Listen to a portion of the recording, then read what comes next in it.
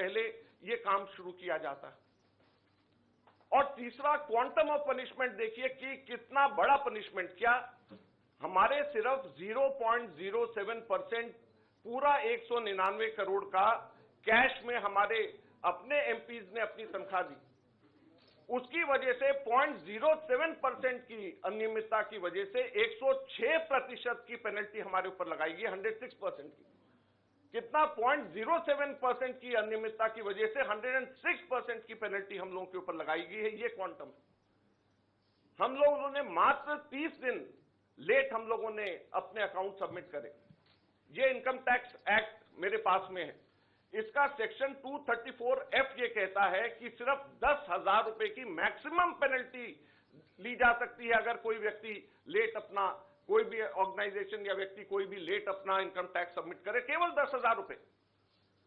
और हमारे ऊपर 210 करोड़ रुपए का, 210.25 करोड़ का 210.25 करोड़ का लियन मार्क कर दिया गया। 10,000 की सिर्फ पेनल्टी, सिर्फ 0.07% का हमारा टोटल अकाउंट में से कैश के अंदर लिया गया। ये कहां का न्याय? 115 करोड़ रुपए फोर्सफुली हमारे बैंक अकाउंट से इनकम टैक्स ऑफिसर्स ने बैंक मैनेजर्स के पास में जाकर के सरकार को ट्रांसफर करा दिया गया। वो अब हमारे पास में नहीं है। 115 करोड़ रुपया बैंक मैनेजर्स को जाकर के एक तरीके से डरा करके, धमका करके इनकम टैक्स ऑफिसर्स ने हमारे अकाउंट से इनकम टैक्स डिपार्टमेंट और सरकार को वापस ट्रांसफर करा दिया।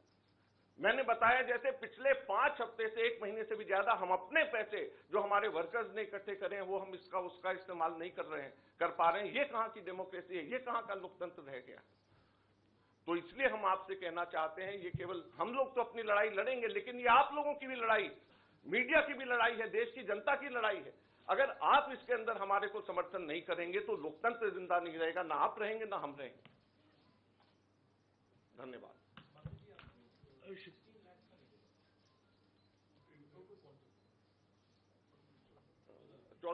हमारा टोटल जो है 14,40,000 बनता है, जो 0.07% है। तो सिर्फ 14,40,000 जो हमारा 0.07% है, उसकी वजह से हमारे को ऊपर 210 करोड़ रुपए से भी अधिक का हमारे ऊपर लियन मार्क करके हमारी पेनल्टी लगाई गई है। तो आप सोचिए, 14,40,000 के बदले 210 करोड़ रुपए की पेनल्टी हमारे ऊपर लगाई गई है। ये कहां का लोकतंत्र है?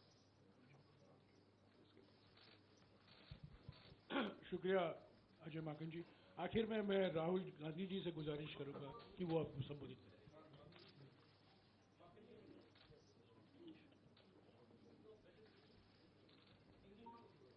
ये डिटेल्स आपको अंग्रेजी में अभी अजय माकन जी देंगे।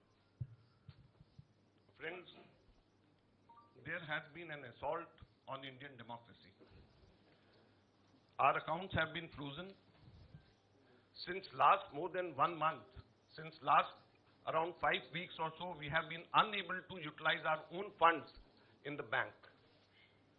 You'll be surprised to know that a case, income tax case pertaining to 2017-18, which is 7 years back, on that basis, income tax has served us notice for 210 crores 25 lakh rupees.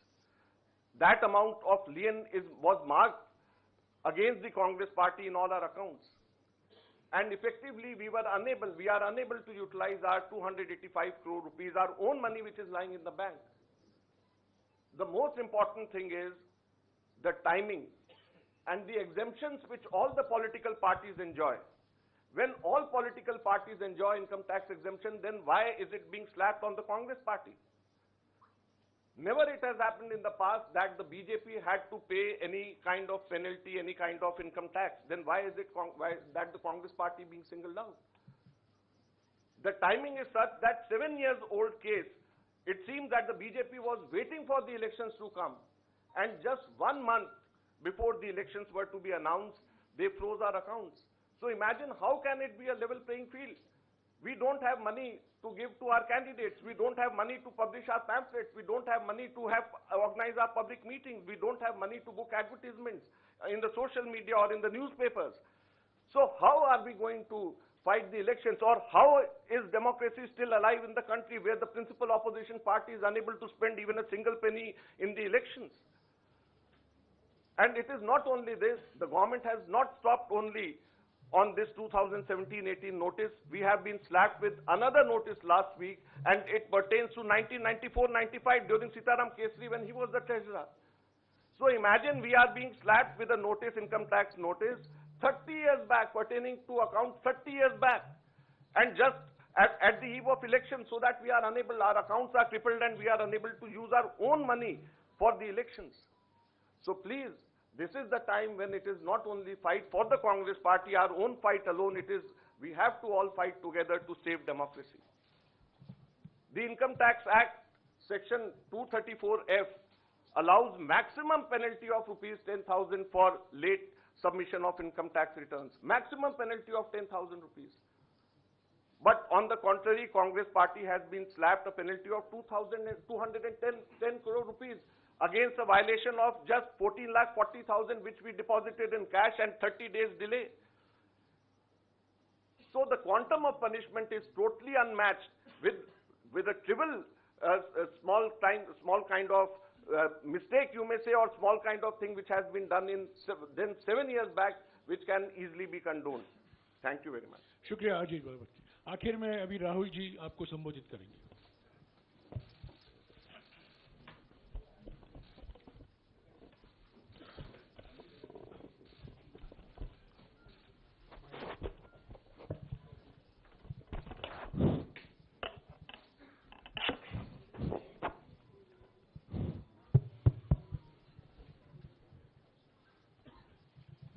Thank you for coming here this morning. If any of you imagine, anybody in the country imagines what happens when your bank account, your ATM card, your entire financial identity is erased, right? You can imagine if it is done to a family, the family will starve to death.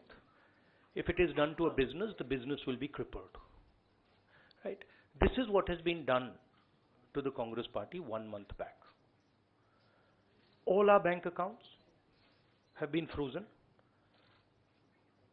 We can do no campaign work. We cannot support our workers. We cannot support our candidates. Our leaders cannot fly from one part of the country to the other. Forget fly, they can't take a railway train. And this has been done literally 2 months before the election campaign. Why has it been done? One notice comes from the 90s, another notice comes from 6-7 years ago. Quantum amount, 14 lakh rupees.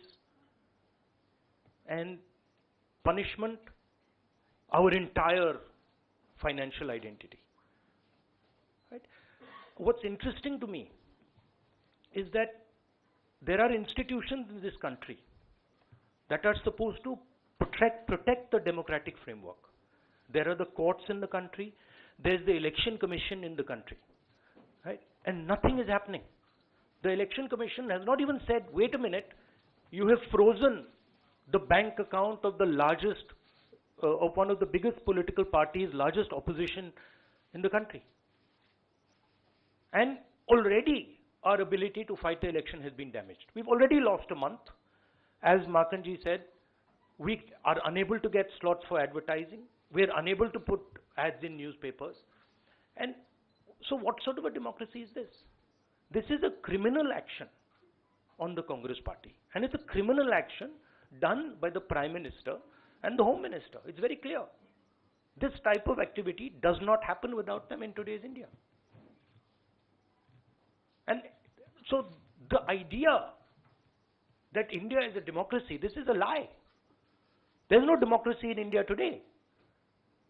The idea that India is the world's largest democracy is a lie. It's a complete lie.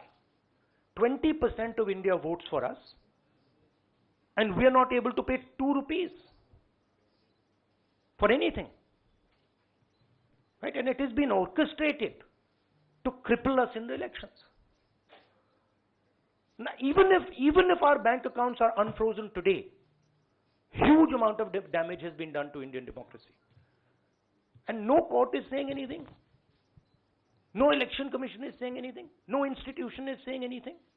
Media is not saying anything. It's ridiculous. And it's your duty, no, and I'm not just speaking to the media, it is the duty of all the institutions of this country, it's the duty of the people of this country. You're being robbed of your most important asset. You're being robbed of your constitution, you're being robbed of your democratic structure, you're being robbed of the entire architecture, and everybody's just quiet. I can say it in Hindi. एक महीने पहले Congress party के सारे bank account freeze कर दिए गए। आप सोचिए, आप किसी परिवार के बैंक अकाउंट फ्रीज करिए, किसी व्यक्ति के बैंक अकाउंट फ्रीज करिए, किसी बिजनेस के बैंक अकाउंट फ्रीज करिए, किसी भी संस्था के बैंक अकाउंट फ्रीज करिए, होता क्या है? एकदम खत्म हो जाता है। अगर आपने किसी परिवार का बैंक अकाउंट फ्रीज कर दिया, भूखे मर जाते हैं। वो कांग्रेस पार्टी के साथ किया जा रहा है। एक महीने पहले ये हुआ और किसी संस्था ने, हिंदुस्तान की संस्था ने, किसी कोर्ट ने, किसी इलेक्शन कमीशन ने चूं तक नहीं कहा। सब ड्रामा देख रहे हैं। 20% हिंदुस्तान के लोग कांग्रेस पार्टी को वोट देते हैं। हम 20% लोगों को रिप्रेजेंट करते हैं और आज हम रेलवे टिकट नहीं खरीद सकते। आज हम अपने नेता को एक शहर से दूसरे शहर नहीं भेज सकते। हम एडवर्टाइजमेंट नहीं लगा सकते। और क्यों? 14 लाख रुपए 7 साल पहले 14 लाख रुपए का इशू है और 200 करोड़ रुपए का फाइन, और सारे के सारे बैंक अकाउंट फ्रीज कर दिए। जब इनकम टैक्स, ये दिखाना मुझे जरा, सॉरी क्या, 200 करोड़, जब इनकम टैक्स, साफ इनकम टैक्स की जो एक्ट है साफ कहता है कि ज्यादा से ज्यादा 10,000 रुपए का फाइन लगेगा। तो ये है हिंदुस्तान का लोकतंत्र। ये क्रिमिनल एक्शन है कांग्रेस पार्टी के खिलाफ और हिंदुस्तान के लोकतंत्र के खिलाफ, और ये क्रिमिनल एक्शन हिंदुस्तान के प्रधानमंत्री कर रहे हैं। मेरी विनती है कि जो हिंदुस्तान के इंस्टीट्यूशंस हैं, जो वो अपने आप को हिंदुस्तान के इंस्टीट्यूशंस मानते हैं, डेमोक्रेसी को प्रोटेक्ट करते हैं, लोकतंत्र को प्रोटेक्ट करते हैं, हिंदुस्तान के कोर्ट्स हों, हिंदुस्तान का इलेक्शन कमीशन हो, वो इसके बारे में कुछ करें। और ये कहना कि हिंदुस्तान दुनिया की सबसे बड़ी डेमोक्रेसी है, झूठ है। यहां कोई डेमोक्रेसी नहीं है। बिगेस्ट ऑपोजिशन पार्टी का आपने बैंक अकाउंट बंद कर दिया और एक महीने कोई कुछ नहीं बोल रहा है। केसरी जी के टाइम से नोटिस आया है। तो अजीब सी सिचुएशन है। सब लोग देख रहे हैं और हर संस्था मतलब का रोल है इसमें। कोर्ट्स का रोल है, इलेक्शन कमीशन का रोल है। धन्यवाद। शुक्रिया राहुल जी। साथियों, कांग्रेस अध्यक्ष जी, सोनिया जी, राहुल जी ने और दूसरी जरूरी बैठक से निकलकर यहाँ आए हैं आपको संबोधित करने के लिए। उनको उस बैठक में वापस लौट जाना है। आपके सवाल हमारे कोषाध्यक्ष विस्तार से जवाब देंगे। मैं कांग्रेस अध्यक्ष सोनिया जी और राहुल जी को शुक्रिया अदा करता हूँ। शुक्रिया।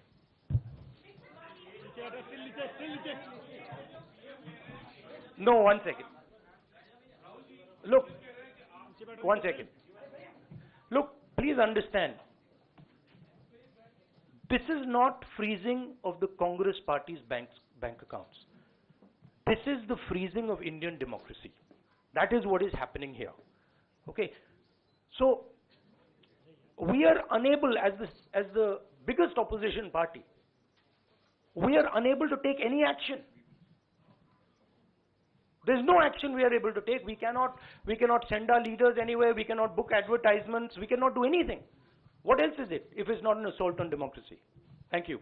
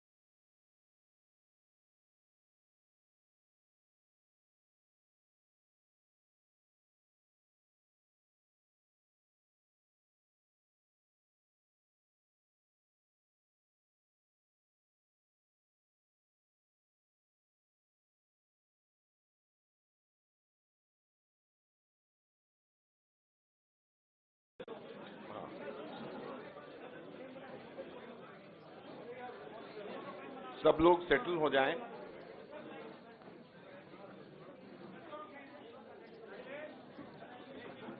सब लोग सेटल हो जाएं। अभी जैसे हम लोगों ने विस्तार से बताया कि किस प्रकार से हम लोगों के बैंक अकाउंट्स के ऊपर हमला हुआ, अकाउंट्स को एक तरीके से पूरा फ्रीज किया गया, लियन मार्क करे गए। हमारे 11 अकाउंट्स कुल 4 बैंक्स के अंदर थे और कुल 210 करोड़ से भी अधिक, कुछ बैंक्स के अंदर 135 करोड़, कुछ बैंक्स के अंदर 75 करोड़ रुपए के नोटिस देकर के लियन मार्क किया गया। और इसी बीच में इनकम टैक्स ऑफिसर्स ने खुद जा करके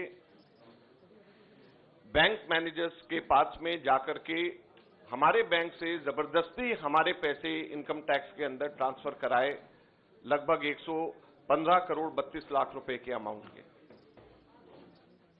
और वो पार्टी जिसको पूरी ताकत के साथ में चुनाव के अंदर लोकतंत्र की भूमिका निभानी चाहिए, वो पार्टी चुनाव के अंदर लोकतंत्र की भूमिका निभाने की जगह इनकम टैक्स के ऑफिसर्स, बैंक के मैनेजर्स के पास में और कोर्ट्स के ऑफिसर्स के ऊपर चक्कर काट रही है, वकीलों के साथ में मीटिंग कर रहे हैं बनिस्बत इसके कि हम लोग किस तरीके से लोकतंत्र के इस पर्व में हम शामिल हो, उसकी तैयारी करने की जगह। तो आप समझ सकते हैं कि जब हमारे ना केवल रिसोर्सेज बल्कि हम लोगों का समय, हम लोगों की पूरी ताकत इस काम में लगने की जगह कि कैसे लोकतंत्र के पर्व में शामिल हो, उसकी जगह के ऊपर कैसे अपने बैंक अकाउंट के अंदर अपने पैसों को बचाया जा सके, उसमें लगे तो किस तरीके से लोकतंत्र के अंदर लेवल प्लेइंग फील्ड हो सकता है।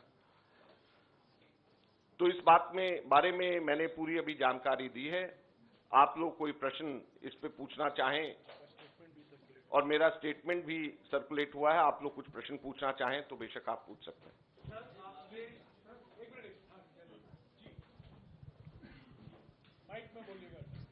Yes sir. सर, आप लोग राजनीतिक आरोप तो लगा रहे हैं, प्रधानमंत्री तक पर उंगली उठा रहे हैं कि उनके इशारे पर यह सब कुछ हो रहा है, लेकिन पहले आईटी से कांग्रेस को राहत नहीं मिली और इसके बाद जब आप हाईकोर्ट गए वहां पर भी आपको राहत नहीं मिली, वापस कहा गया कि आप आईटी